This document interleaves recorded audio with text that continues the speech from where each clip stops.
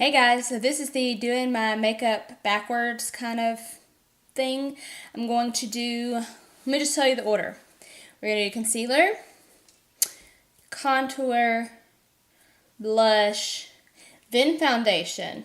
So I'm going to kind of do everything backwards, but even still, when people do like the blush and contour under their foundation, they still do the concealer on top of that. I'm going to even do the concealer underneath first too.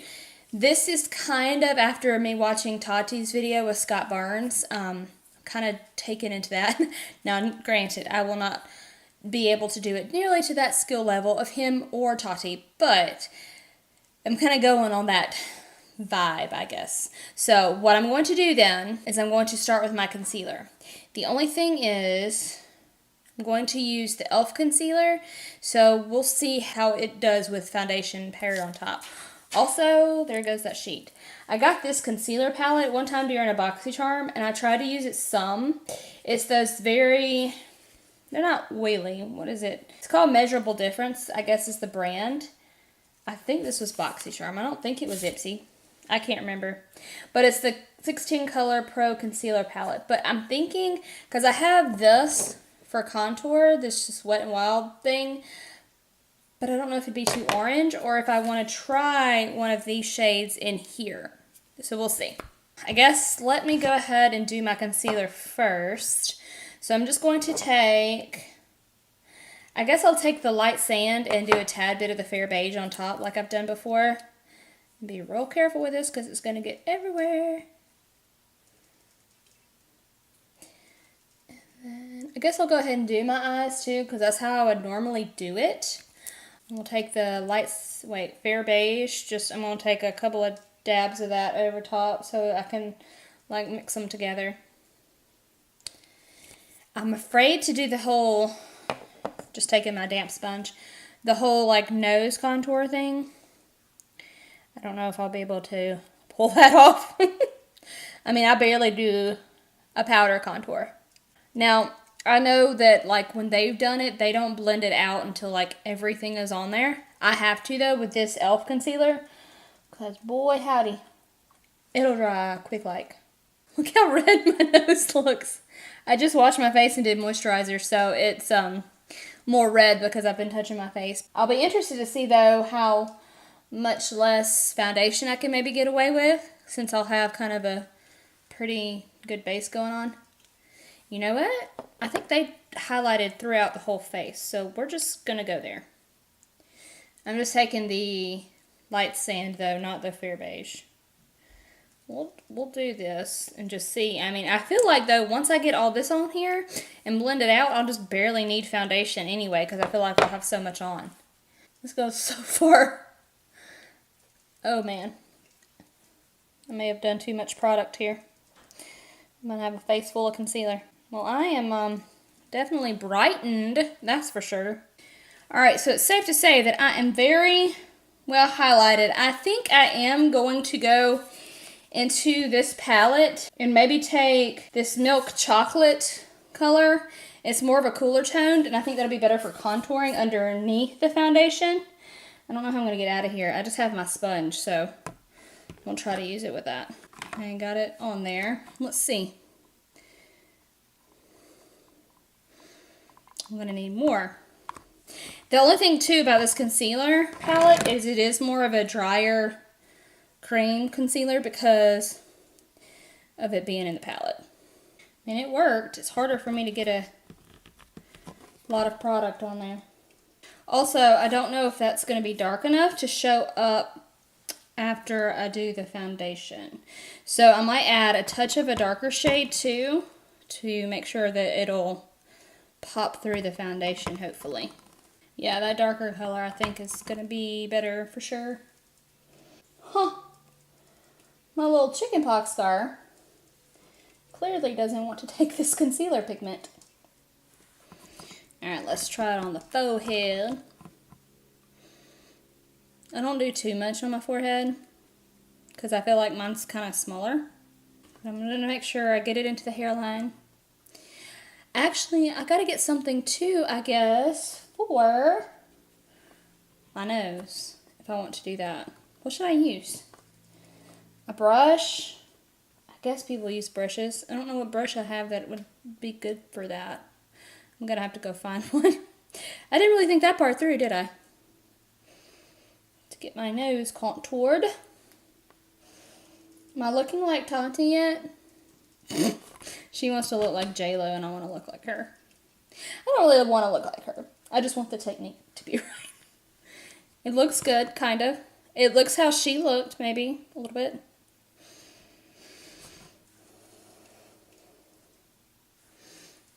I'm just going to go ahead and put some under the chin, since there's some on my sponge. Alright, well, I definitely look like something. Alright, let me go get a brush for my nose. Okay, so I'm going to go in, I guess, with that same color and attempt to do my nose. So Scott Barnes said people do this wrong a lot, and it makes it look like your nose is in gel, or behind bars, something like that. Anyways, I'm going to try not to do this wrong.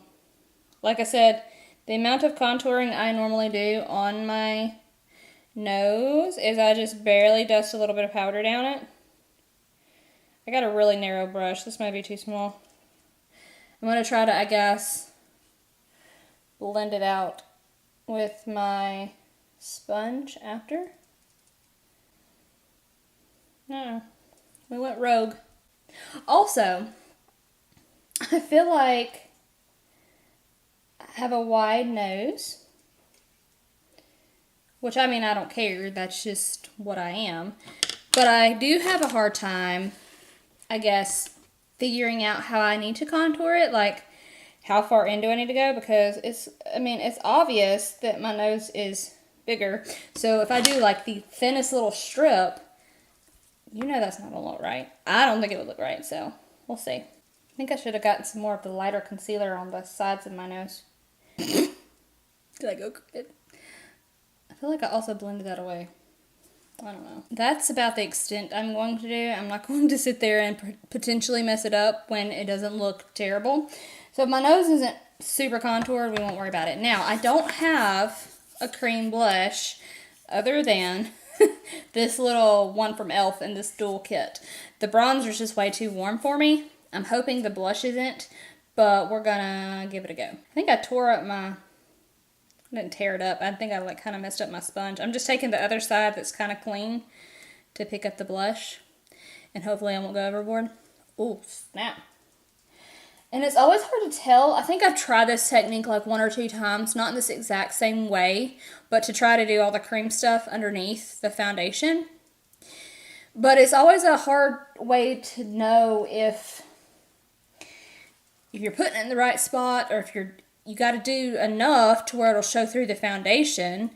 I'm going to try to make sure I shear out my foundation a little bit and not make it too heavy so you can actually see this stuff. So, I mean, blush looks good now, but am I going to completely cover it up? Who knows? Let's take that concealer palette again. I'm just going to find one of the lighter tones to conceal this right here, because if I go in with a lot lighter of foundation, then you might see through it.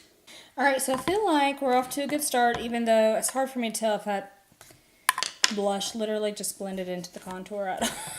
I don't know. I don't know. I feel like I should do a stronger line. Just right there in the hollows. And I do have powder products that we can use to go on top if this method fails.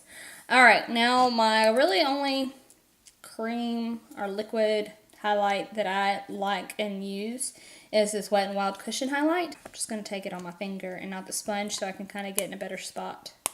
The packaging with this is kind of ugh, because they should have done, in my opinion, like all the other cushion things where it flips open. This one just scurries off and the cap comes off and all that good stuff, so it's kind of harder to work with. I also don't know if this will show up through the foundation either, but we'll find out. Where else did they do it? Did they do it here? I don't know. I am. Why not? Giving me a highlighter mustache. Alright, as far as I'm concerned, all the underneath stuff is on, so let's cover it up with foundation, and hopefully it doesn't completely just all disappear. Alright, so normally I use 1.5 to 2 pumps. I'm going to just do 1 pump of the L'Oreal 24-hour whatever, and see how far I can stretch that. I'm just going to take the butt end of my beauty sponge Real Techniques thing. It's kind of like toilet paper, right? Well, not toilet paper. It's kind of like Band-Aids or Kleenex. Kleenex and Band-Aids are the brand name. But everything else is off-brands, technically, or they're different brands of the same thing. But we still use those names. So, like, I feel like everybody does the same thing with a beauty blender. Like, they're all the same concept, kind of. I should have covered that little guy up. But we all want to call it the same thing. Just food for thought. Okay, let's kind of not try to cover everything up. And I'm really trying to go light-handed, making everything kind of just spread out evenly throughout the whole face. I mean, yeah. I know this is a fuller coverage foundation, but I'm trying to go as thin as possible. I mean, I guess I can kind of see it under there still. Can y'all? Yeah, it's still there a little bit, but I feel like I covered the majority of all that product up. I don't know. I hope these products play well with each other, too. I mean, I could feel... Getting down my lips. I can still see the dimension there. I don't know I don't know if I could say, hey, I have contour blush highlight on. I don't know. I don't know what foundations they were using, but I feel like I've even seen like Samantha Ravendahl do this, and like that's one of her main techniques now. But then I feel like, I don't know, should I have sheared it out more? Either way, I feel like it just looks good. You can still see the highlight. You can still see some color there. But I think I am going to go over it with powder. I do need to set my under eyes though. I know not everybody goes over this with powder, but I feel like I have to. I do notice this about that e.l.f. concealer. Like, I haven't had any powder under my eyes, and it like was hardly creased at all. You know what I may do though? Instead of using this setting powder over my whole face, I might get that Milani Prep Set and Glow powder and kind of just use that in the rest of my face. I'll use this in like my T-zone area and my eyes, and then get that to kind of keep the integrity of the overall look. And who knows, I might decide I like this. I do feel like it's kind of heavy on my forehead. I don't know if it picks up at all. But there's more product on my forehead than normal, actually. Because I normally, let me talk while I do stuff around my mouth again. I normally do the thinnest layer of foundation on my forehead, and then just barely powder it to keep it from getting greasy. So, I don't know. We'll see. Let me go get that powder. Alright, so it's just the Milani Prep Set and Glow. I'm just going to get a big old powder brush and just kind of go over the rest of my face with that. Just so there is powder there, but it kind of keeps the more natural look. Probably shouldn't have powdered where that highlight was, but whatevs.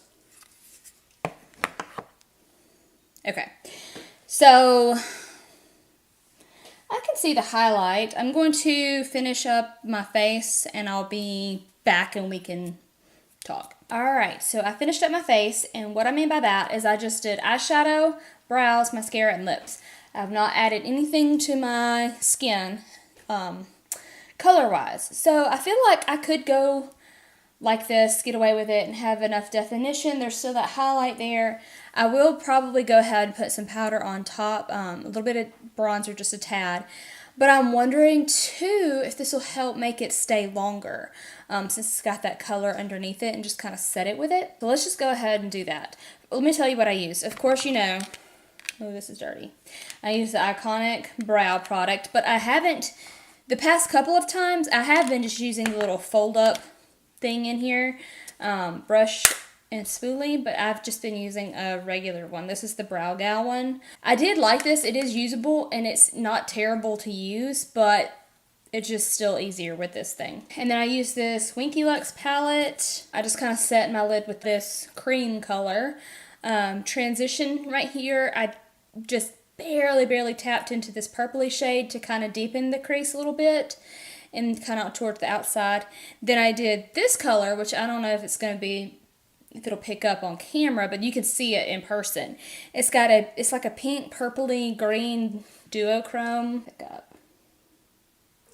So I use that towards the middle, and then I use this pink shimmery one on the inside. And then I just dusted a couple of the darker colors under my lower lash line. And I haven't done anything under my lower lash line in a long time, actually. So it's just a pretty, still, like, light look, but there's something there. Also, have you ever had lashes come out in such a bad way? Like, this eye is fine right now. This eye is good. This eye, and I don't know if it'll be picked up on camera. I mean, I can see it in the mirror. This eye, there's a whole section right here that's just nothing but short lashes. So it's like 1/4 of an inch of short lashes. And so it just looks like a little gap there, and I don't know how that happened. Anyways, I wasn't thrilled when I saw that when I was putting my mascara on, and of course I used the Collab mascara. I'm still trying to use it up. I said in my favorites video of how fast it dried up, and it did, and it's a tiny bit harder to work with, but I still want to use it all up, so I am. I just used this Wet n Wild gel lip liner in the shade Never Petal Down. It's just a pretty pinky color. So I did that. Okay, now let's add just a touch. I'm going to use this Milani bronzer, and I'm barely going to tap in. Just get back in here where the contour and bronzer would normally go. Just barely tapped in to get that definition there. I feel like my forehead doesn't really need that much of that. Kind of stayed because I could barely put foundation on that and be okay. The only thing is the blush I picked out powder-wise is Snar's Orgasm, and I don't think it really matches the blush underneath, but that's okay. We're just going to barely tap it in and just kind of go over the top, just barely. But I went with more of a pinky look overall. But I just want that because it kind of goes with the eyes and the lips better. And now, the highlight, my lovely, I haven't used this in a while actually, LA Colors, which is my Dollar Tree highlight. And like, it's called Shine Bright. And it's just like a real pretty champagne-y color. Just barely going to tap in and go over the top. Just barely.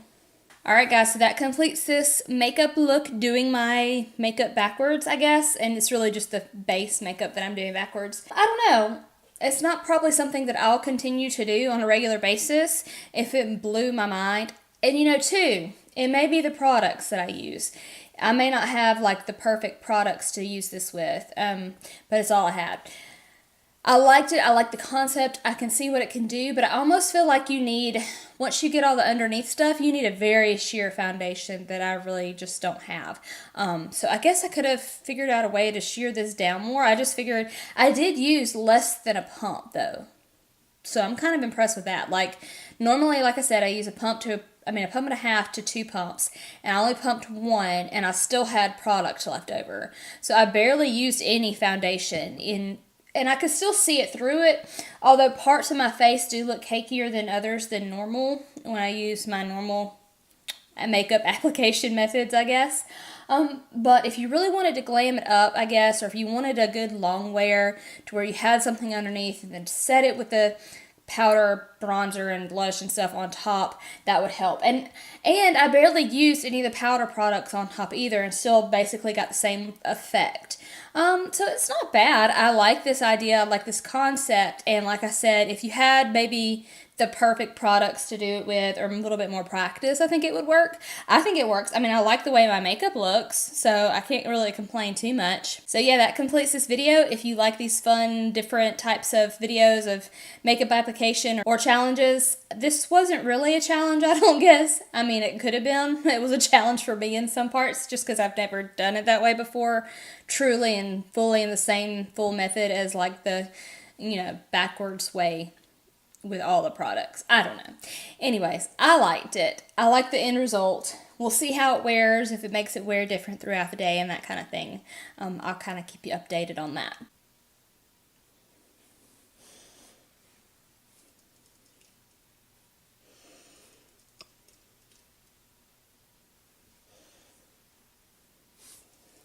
So there's my close-up, so you can kind of see what you think. It might be a little cakier throughout the day.